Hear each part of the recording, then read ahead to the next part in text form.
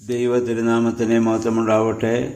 Bible reading പ്രോഗ്രാമിൽ സംബന്ധിക്കുന്ന എല്ലാവർക്കും കർത്തൃനാമത്തിൽ സ്നേഹവന്ദനം. ഇന്ന് നമ്മൾ വായിക്കുന്നതും ധ്യാനിക്കുന്നതും വിശുദ്ധ യോഹന്നാന്റെ സുവിശേഷം 13-ാം അധ്യായമാണ്. 13-ാം അധ്യായത്തിൻ്റെ ആദ്യ ഭാഗത്ത് നമ്മൾ കാണുന്നത് കർത്താവ് തൻ്റെ ശിഷ്യന്മാരുടെ പാദം കഴുകുന്നതാണ്.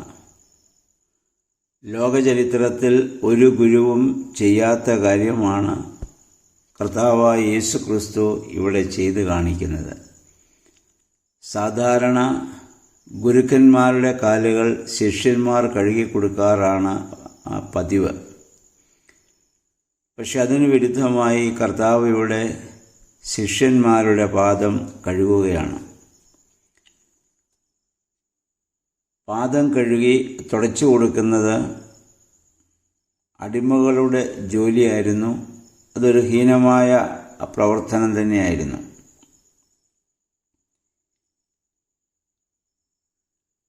ഇവിടെ കർത്താവ് താഴ്മയുടെ വിനയത്തിൻ്റെ നേതൃത്വത്തിലുള്ളവരുടെ താഴ്മയുടെ വിനയത്തിൻ്റെ ശുശ്രൂഷയുടെ മഹത്വം എന്തെന്ന് കാണിച്ചു കൊടുക്കുകയാണ്. ഇതിനു മുൻപ് ഞാൻ വന്നത് ശുശ്രൂഷിക്കപ്പെടുവാനല്ല ശുശ്രൂഷിക്കുവാനത്രേ എന്ന് കർത്താവ് പറഞ്ഞത് താൻ ഇവിടെ പ്രാവർത്തികമായി കാണിച്ചു കൊടുക്കുന്നു. ലോക അധികാരികളൊക്കെയും ശുശ്രൂഷിക്കപ്പെടുമ്പോൾ ദൈവികമായി ശുശ്രൂഷിക്കലാണ് ഏറ്റവും വലിയ പ്രവർത്തനമെന്ന് കർത്താവ് ഇവിടെ കാണിക്കുന്നു. എൻ്റെ സമയം ഇതുവരെ വന്നിട്ടില്ല ഇതിനു മുൻപ് പല പ്രാവശ്യം പറഞ്ഞ കർത്താവ് തൻ്റെ സമയം വന്നപ്പോൾ ഇവിടെ പ്രവർത്തിക്കുന്നു.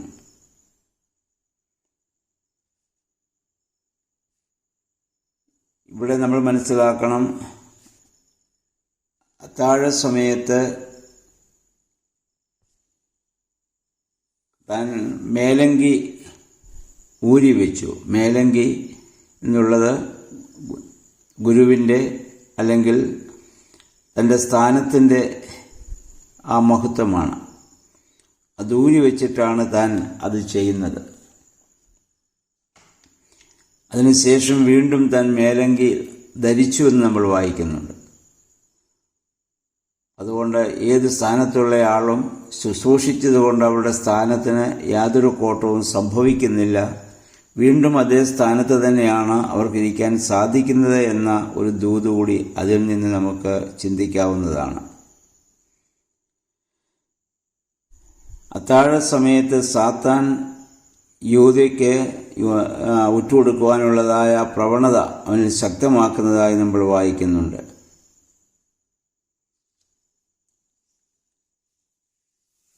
സാധാരണയുള്ള മേലങ്കി മാറ്റി എന്ന് പറയുമ്പോൾ അടിമകൾക്ക് അങ്ങനെയുള്ള മേലങ്കിയില്ല.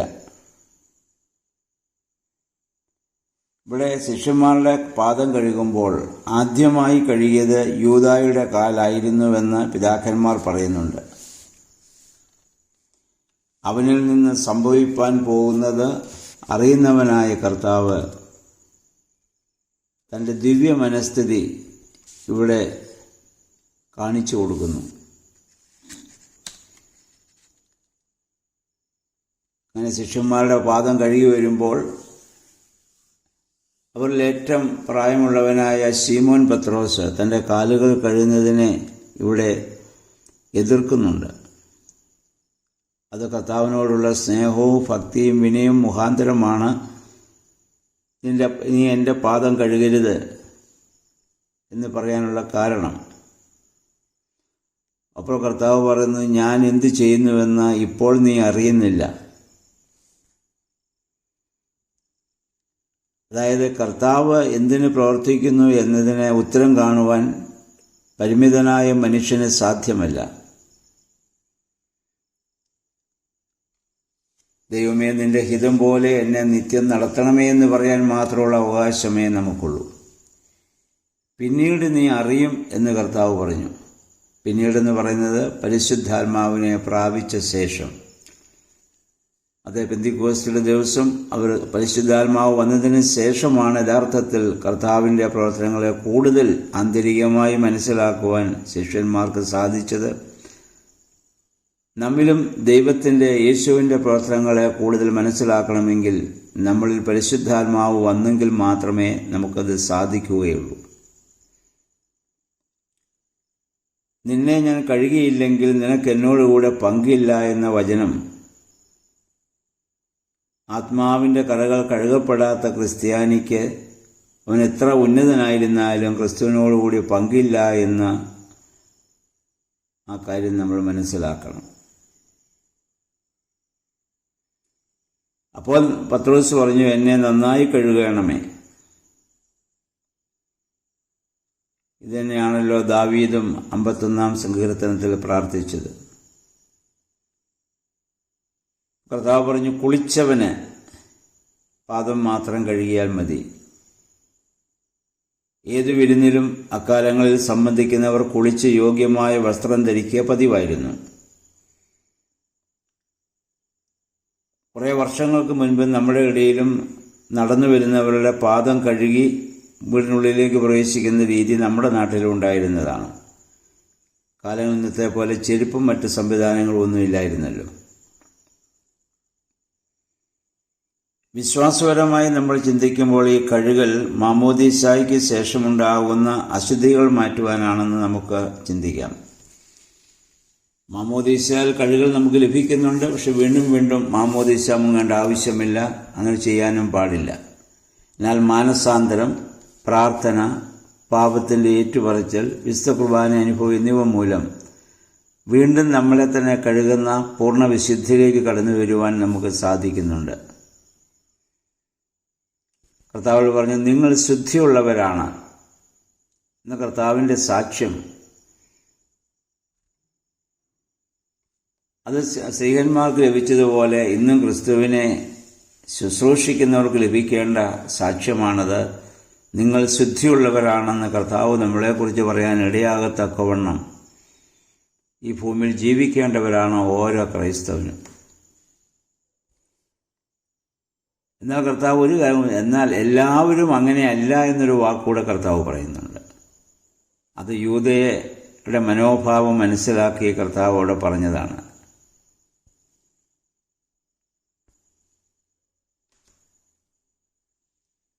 കർത്താവ് പറയുന്നു, ഗുരുവെന്നും 12-ാം വാക്യം, ഗുരുവെന്നും കർത്താവെന്നും എന്നെ നിങ്ങൾ വിളിക്കുന്നത് ഞാൻ അങ്ങനെയാകിയാൽ ശരി തന്നെ.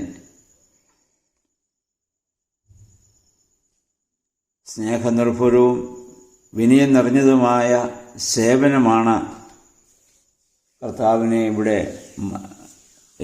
ലോകചരിത്രത്തിൽ മഹത്വീകരിച്ച് കാണിക്കുന്നത്. നിങ്ങളും ഇങ്ങനെ ചെയ്യണം എന്നതിൻ്റെ ആന്തരികമായ അർത്ഥം വിനയവും സേവനവും എന്നാണെങ്കിലും നിങ്ങളുടെ ജീവിതത്തിൽ ആ ശുശ്രൂഷാപരമായ കാര്യങ്ങൾ ഉണ്ടാകണമെന്നാണ് കർത്താവ് അവിടെ ഉദ്ദേശിക്കുന്നത്. ഇന്നും മിക്കവാറും എല്ലാ ക്രൈസ്തവ അപ്പോസ്തോലിക സഭകളിലും കാൽക്കഴുകൽ ശുശ്രൂഷ നടത്തപ്പെടാറുണ്ട്. അത് മറ്റുള്ളവരുടെ മുൻപാകെ കാണിക്കുവാൻ ചെയ്യുന്നെങ്കിലും അതേ മനോഭാവം ആ കാൽക്കഴുകൽ ശുശ്രൂഷ നടത്തുന്നവരിലും അത് നടത്തപ്പെടുന്നവരിലും ഉണ്ടാകുന്നുണ്ടോ എന്ന് ആഴമായി ചിന്തിക്കേണ്ട വിഷയം തന്നെയാണ്. 18 മുതൽ 20 വരെയുള്ള ഭാഗത്ത് ഞാൻ ആ തെരഞ്ഞെടുത്തവരെ ഞാൻ അറിയുന്നു എന്ന് കർത്താവ് പറയുമ്പോൾ സഭയിൽ പ്രവർത്തിക്കുന്നവർ സ്വയം ആ സ്ഥാനത്തേക്ക് വരുന്നവരല്ല, ദൈവത്താൽ തിരഞ്ഞെടുക്കപ്പെട്ടവരാകണം എന്ന് വളരെ വ്യക്തം. കർത്താവ് സ്ത്രീഹന്മാരെ തിരഞ്ഞെടുത്ത് ശുശ്രൂഷകന്മാരെ ഒക്കെ തിരഞ്ഞെടുത്ത് അവരെ അധികാരപ്പെടുത്തുകയാണ് ചെയ്തത്. അതാണ് ക്രൈസ്തവ സഭയുടെ രീതി. താൻ തിരഞ്ഞെടുക്കുന്നവരെ കർത്താവ് വ്യക്തമായി ശരിക്കും അറിയുന്നു. ആ ബോധ്യത്തോടു കൂടിയും വേണം തിരഞ്ഞെടുക്കപ്പെടുന്നവർ പ്രവർത്തിക്കേണ്ടത്. കർത്താവ് എന്നെ അറിയുന്നു എന്ന ബോധ്യത്തോടു കൂടി.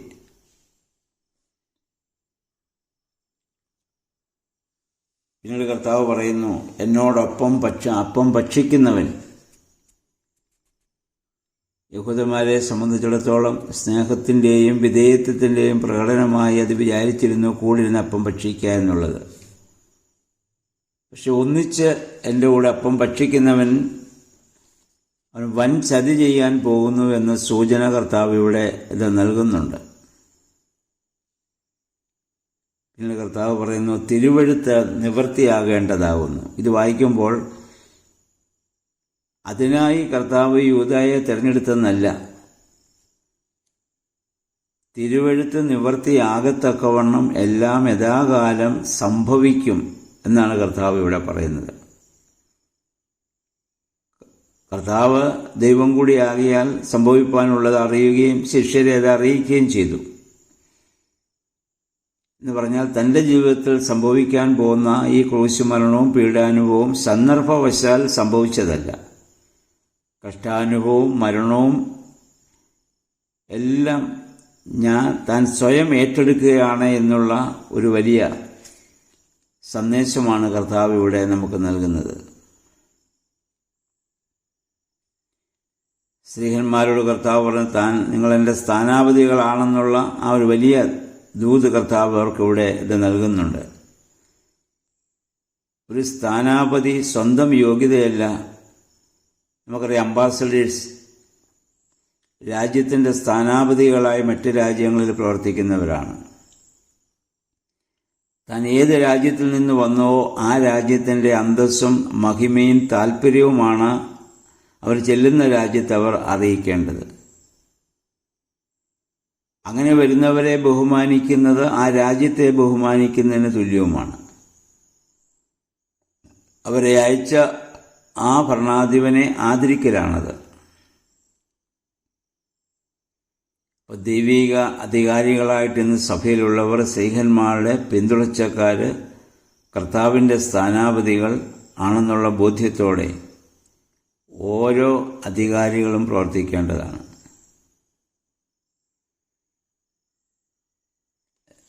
21-30 വാക്യങ്ങളിൽ ആ യൂദായുടെ വഞ്ചന മനോഭാവം നമുക്ക് കുറെ കൂടെ വ്യക്തമാവുന്നുണ്ട്. കർത്താവിനെ ഒഴിച്ച് ബാക്കി എല്ലാ ശിഷ്യന്മാരെയും തെറ്റിദ്ധരിപ്പിക്കുവാൻ യൂദായ്ക്ക് നന്നായിട്ട് സാധിക്കുന്നുണ്ട്. പിശാച് ഒരുവനിൽ പ്രവർത്തിക്കുമ്പോൾ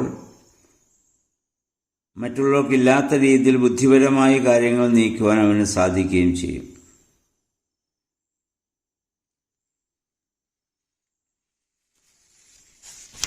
പിന്നെ നമ്മൾ കാണുന്നത്, അപ്പം ഭക്ഷിച്ചപ്പോൾ പിശാചും അവനിൽ പ്രവേശിച്ചുവെന്നാണ്.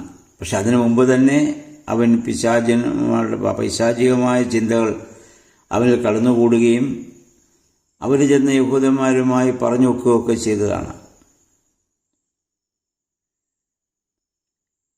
ഇവിടെ നമ്മൾ മനസ്സിലാക്കണം, ഒരുക്കമില്ലാതെ കർത്താവിൻ്റെ അപ്പം ഭക്ഷിക്കുമ്പോൾ എന്ത് സംഭവിക്കുന്നെന്ന് 1 കൊരിന്ത്യർ 11:27 മുതലുള്ള വാക്യങ്ങൾ നമ്മൾ വായിക്കുന്നുണ്ട്. പൗലോസ് അവിടെ പറയുന്നു, ഓരോരുവനും തന്നെത്താൻ ശോധന ചെയ്തിട്ട് വേണം കർത്താവിൻ്റെ ശരീര രക്തങ്ങൾ ഭക്ഷിക്കുവാൻ. അയോഗ്യമായി അത് ഭക്ഷിച്ചാൽ വിരുദ്ധമായ ഫലമാണ് ഉണ്ടാവുക. അത് മുഖാന്തരം നിങ്ങളിൽ പലരും രോഗികളാവുകയും ചിലർ മരിക്കുകയും ചെയ്യും. അപ്പോൾ കർത്താവിൻ്റെ ശരീരരക്തങ്ങൾ അനുഭവിക്കുന്നത് വളരെ വിശുദ്ധിയോടും വളരെ ശ്രദ്ധാപൂർവവും വേണമെന്ന കാര്യം കൂടി ഇതിൽ നിന്ന് നമുക്ക് മനസ്സിലാക്കാം. യൂദയാണ് കർത്താവിനെ വിട്ടുകൊടുക്കാൻ പോകുന്നതെന്ന് ആ സമയത്ത് ശിഷ്യന്മാർക്കാർക്കും അത് മനസ്സിലായില്ല. കർത്താവ് അപ്പോൾ പറയുന്നുണ്ട് യൂദയോട്, നീ പോയി ചെയ്യാനുള്ളത് വേഗം ചെയ്യുക. അപ്പോൾ അവരൊന്ന് വിചാരിച്ചിരുന്നത് പെരുന്നാളുകളിൽ ഈ പാവങ്ങൾക്കൊക്കെ മറ്റുള്ളവർക്ക് സമ്മാനങ്ങളും അല്ലെങ്കിൽ പണമൊക്കെ ഇത് നൽകാറുണ്ട്. അപ്പം അങ്ങനെയെല്ലാം ചെയ്യാൻ വേണ്ടിയായിരിക്കാം യൂദയോട് കർത്താവ് പറഞ്ഞതെന്ന് ശിഷ്യന്മാർ ആ സമയത്ത് വിചാരിച്ചിട്ടുണ്ടാവാം. അപ്പോൾ നമ്മൾ വായിക്കുന്നുണ്ട്, അത് ഭക്ഷിച്ച ഉടനെ തന്നെ യൂദ പുറത്തേക്ക് പോയി. അന്നേരം അന്ധകാരമായിരുന്നു, രാത്രിയായിരുന്നു എന്ന് നമ്മൾ വായിക്കുന്നു. അത് ലോകത്തിൻ്റെ പ്രകാശമായ യേശുവിൽ നിന്ന് ആ സത്യവചനത്തെ കേട്ടവൻ അതിൽ നിന്ന് വിരുദ്ധമായി പ്രവർത്തിക്കാൻ പോകുമ്പോൾ തീർച്ചയായും അവൻ അന്ധകാരത്തിലേക്ക് തന്നെയാണ് പോകുന്നത്. നമ്മളും പാപപ്രവർത്തികൾ ചിന്തിക്കുകയും പ്രവർത്തിക്കുകയും ചെയ്യാൻ ആലോചിച്ച് അതിനുവേണ്ടി തീരുമാനമെടുക്കുമ്പോൾ നമ്മൾ അന്ധകാരത്തിലേക്കാണ് നീക്കപ്പെടുന്നതെന്ന് വളരെ വ്യക്തം. അതാണ് യൂദ കർത്താവിൽ നിന്ന് അപ്പം ഭക്ഷിച്ചു പോയപ്പോൾ രാത്രിയായിരുന്നു, അന്ധകാരമായിരുന്നു എന്ന പദം ഇവിടെ ഉപയോഗിച്ചിരിക്കുന്നത്. 31-32 വാക്യങ്ങളിൽ കർത്താവ് മഹിമപ്പെടുന്നു എന്ന മകളും വായിക്കുന്നുണ്ട്. അപ്പോൾ പുത്രൻ മഹത്വീകരിക്കപ്പെട്ടിരിക്കുന്നു, അതായത് തൻ്റെ ക്രൂശാരോഹണം സമീപമായിരിക്കുന്നു എന്നർത്ഥം. കർത്താവിൻ്റെ മഹത്വം ക്രൂശ് വഹിക്കലാണ്, ക്രൂശ് ഒഴിവാക്കലല്ല.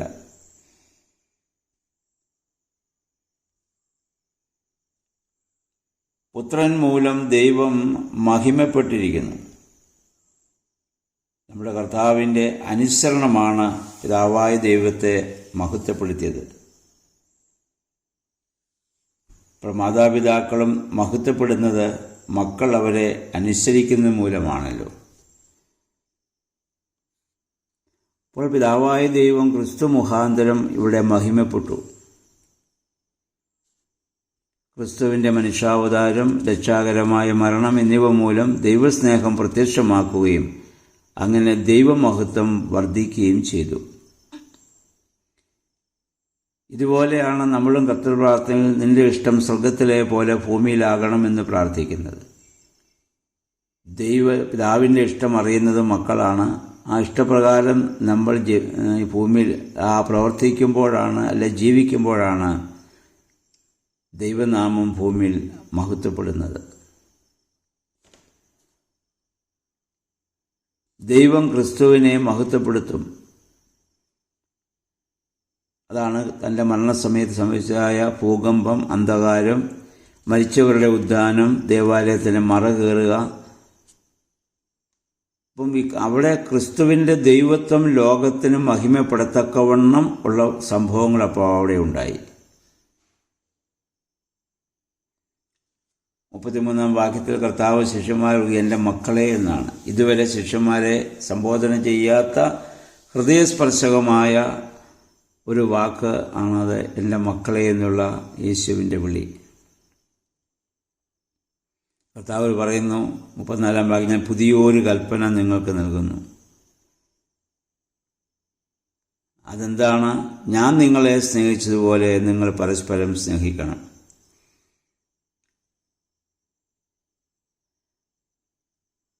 വിശുദ്ധ ബൈബിളിൽ പഴയ നിയമവും പുതിയ നിയമവും ഉണ്ട്. പഴയ നിയമം അറിയുന്നത് നിയമത്തിൻ്റെ ശക്തിയാണ്, പവർ ഓഫ് ലോ. പുതിയ നിയമം അറിയപ്പെടുന്നത് പവർ ഓഫ് ലവ്.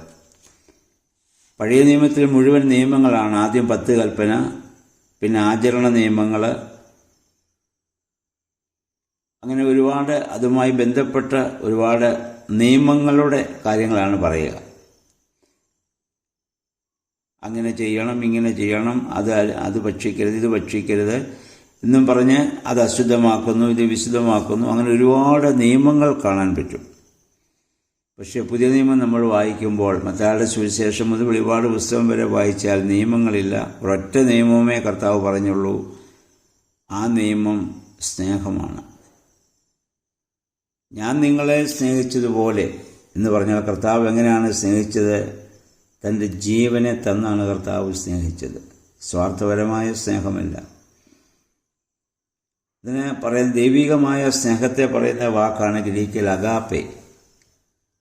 അഗാപ്പെ എന്ന് പറഞ്ഞാൽ sacrificial love or unending giving love. സഹിക്കുന്ന സ്നേഹം, നിർത്താതെ കൊടുക്കുന്ന സ്നേഹമാണ്. അപ്പോൾ തൻ്റെ മാതൃക നിങ്ങളും, അതായത് ഞാൻ നിങ്ങളെ സ്നേഹിച്ചതുപോലെ നിങ്ങളും അത് തുടരണമെന്നാണ് കർത്താവിൻ്റെ ആജ്ഞ. ഒന്നാമത്തെ പെസഹായ്ക്ക് ശേഷം മോശയ്ക്ക് 10 കൽപ്പനകൾ കൊടുത്തതുപോലെ നമ്മുടെ കർത്താവിൻ്റെ വിശുദ്ധ കുർബാന അനുഭവത്തോട് ചേർന്ന് കർത്താവ് ഈ പുതിയ കൽപ്പന ആ പെസഹായോട് ചേർന്നാണ് അവർക്ക് നൽകുന്നത്. ഞാൻ പുതിയൊരു കൽപ്പന നിങ്ങൾക്ക് നൽകുന്നു. ഇത് മോശയ്ക്ക് കൊടുത്ത പഴയ നിയമത്തിലെ 10 കൽപ്പനകളുടെ സാരാംശമാണ്, സ്നേഹമാണ്. 2 സ്നേഹമാണ്. ഒന്ന് ദൈവത്തെ സ്നേഹിക്കുക, 2 മനുഷ്യനെ സ്നേഹിക്കുക എന്നുള്ളത്.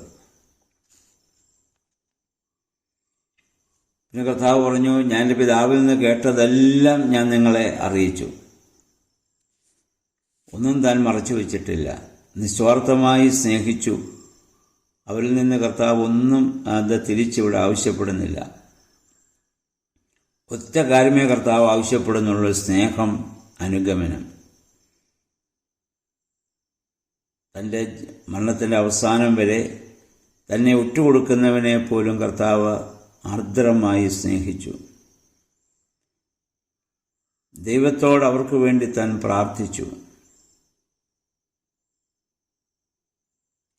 ക്രൂശിന്മേൽ കിടന്നുകൊണ്ടും തന്നെ ക്രൂശിച്ചവരെ അവരുടെ ബലഹീനതകളെ ഓർത്ത് അവരോട് ക്ഷമിക്കണമേ എന്ന് നമ്മുടെ കർത്താവ് പ്രാർത്ഥിച്ച് മാതൃക കാണിച്ചു. ആ സഹന മനോഭാവമാണ് ക്രൈസ്തവ ജീവിതത്തിൻ്റെ മകുടം എന്ന് പറയുന്നത്. കർത്താവിൻ്റെ ശിഷ്യന്മാരാണ് ക്രൈസ്തവരെന്ന് ലോകം അറിയേണ്ടത് ഓരോരുത്തർക്ക് ലഭിക്കുന്ന സ്ഥാനത്തിലോ അതിൻ്റെ ആ പദവിയിലോ അല്ല, നല്ല വാക്കുകളിൽ സംസാരിക്കുന്നതിനെ കൊണ്ടും ആവില്ല. തമ്മിൽ പരസ്പരം സ്നേഹിക്കുവാനും ക്ഷമിക്കുവാനും കരുതുവാനും സാധിക്കുമ്പോഴാണ് അത് യാഥാർത്ഥ്യമാകുന്നത്. സ്നേഹത്തിൻ്റെ അവിഭാജ്യ ഘടകമെന്ന് പറയുന്നതാണ് ത്യാഗം. ആ ത്യാഗ മനോഭാവത്തിലേക്ക് കടന്നു വരുവാൻ കർത്താവിൻ്റെ ജീവിതം നമുക്കൊരു വലിയ മാതൃകയാകേണ്ടതാണ്. ഇപ്പം നമ്മുടെ ജീവിതത്തിൽ കർത്താവ് പറഞ്ഞ ഈ 13-ാം അധ്യായം ആ വലിയ ശുശ്രൂഷ മനോഭാവം, ശിഷ്യന്മാരുടെ പാദം കഴുകി, ലോകചരിത്രത്തിൽ ആരും ചെയ്യാത്ത വിധത്തിലുള്ള കർത്താവിൻ്റെ പ്രവർത്തനം, തന്നെ ഉറ്റുകൊടുക്കുന്നവൻ്റെ പോലും പാദം കഴുകുന്ന ആ ത്യാഗമനോഭാവം, അത് നമുക്ക് പ്രാവർത്തികമാകണമെങ്കിൽ ദൈവത്തിൻ്റെ പരിശുദ്ധാത്മാവ് നമ്മൾ പ്രവർത്തിക്കാതെ നമുക്കിത് സാധിക്കുകയില്ല. കർത്താവിൻ്റെ ശിഷ്യന്മാരൊക്കെ ആ മനോഭാവത്തിലേക്ക് പിന്നെ വരുന്നത് പരിശുദ്ധാത്മാവ് അവരുടെ മേലിറങ്ങി ആവശ്യത്തിന് ശേഷമാണ്. അതിനു മുമ്പ് നമുക്കറിയാം, ശബദിപുത്രന്മാരൊക്കെ യേശുവിൻ്റെ അടുത്ത് വന്ന് അവരുടെ സ്ഥാനമാനങ്ങൾക്ക് വേണ്ടി മത്സരിച്ചവരാണ് ശിഷ്യന്മാർ. അവരുടെ ഇടയിൽ പലപ്പോഴും തർക്കമുണ്ടായിട്ടുണ്ട്, ഞങ്ങളിൽ ആരാണ് വലിയവൻ. പക്ഷേ പരിശുദ്ധാത്മാവ് അവരുടെ മേൽ വന്നതിന് ശേഷം അങ്ങനൊരു തർക്കം അവരിലുണ്ടാവുന്നില്ല. ആരാണ് വലിയവനെന്ന ചോദ്യമില്ല. എല്ലാവരും ആ ശുശ്രൂഷ മനോഭാവത്തിലേക്ക് കടന്നു വന്ന് സ്വയം കർത്താവിനു വേണ്ടി മരിക്കുവാൻ തയ്യാറാകുന്നു. നമുക്കും ജീവിതത്തിൽ സംഭവിക്കേണ്ടത് ഇതാണ്. അതിനാണ് പരിശുദ്ധാത്മാവ് നമ്മിൽ പ്രവർത്തിക്കേണ്ടത്. യഥാർത്ഥ പരിശുദ്ധാത്മാവ് നമ്മിൽ വസിക്കുന്നുവെങ്കിൽ ഞാനെന്ന ഭാവത്തോടെ ജീവിക്കുവാനോ അഹങ്കാര വാക്കുകൾ പറയുവാനോ മറ്റുള്ളവരെ അടിച്ചമർത്തി ഭരിക്കാനോ നമുക്ക് സാധിക്കുകയില്ല. കർത്താവ് ചെയ്തതുപോലെ മേലങ്കി ആ സ്ഥാനം ഊരിവെച്ച് പാദം കഴുകുന്ന, അല്ലെങ്കിൽ അത്രമാത്രം വിനയാന്വിതമാകുന്ന ഒരു മനോഭാവത്തോടുകൂടി മാത്രമേ പ്രവർത്തിപ്പാനും ജീവിപ്പാനും നമുക്ക് സാധിക്കുകയുള്ളൂ. അതാണ് യഥാർത്ഥ ക്രൈസ്തവ ജീവിതം. പരിശുദ്ധാത്മാവേ, അതിന് ഞങ്ങളെ ശക്തീകരിക്കണമേ എന്ന് നമുക്ക് പ്രാർത്ഥിക്കാം. ആ ഒരു മനോഭാവത്തോടുകൂടി ഇന്നത്തെ ദിവസം ഈ 13-ാം അധ്യായം വായിച്ച് ധ്യാനിക്കാനിടയാകട്ടെ. ആ വിനയത്തിൻ്റെ, സ്നേഹത്തിൻ്റെ, സഹനത്തിൻ്റെ, ത്യാഗത്തിൻ്റെ ഉദാത്തമായ ആത്മാവ് നമ്മൾ പ്രവർത്തിക്കുവാൻ നമുക്ക് ആഗ്രഹിക്കാം, പ്രാർത്ഥിക്കാം. ഇന്ന് പകൽക്കാലം ഈ വേദഭാഗം കൂടുതൽ വായിച്ച് ധ്യാനിച്ച് അതനുസരിച്ച് ജീവിതത്തെ ക്രമപ്പെടുത്താൻ നമുക്ക് ശ്രമിക്കാം. ദൈവം അതിന് നമ്മെ സഹായിക്കട്ടെ. എല്ലാവർക്കും നല്ല ഒരു ശുഭദിനം ആശംസിക്കുന്നു. ദൈവനാമം മാത്രം മഹത്വപ്പെടട്ടെ.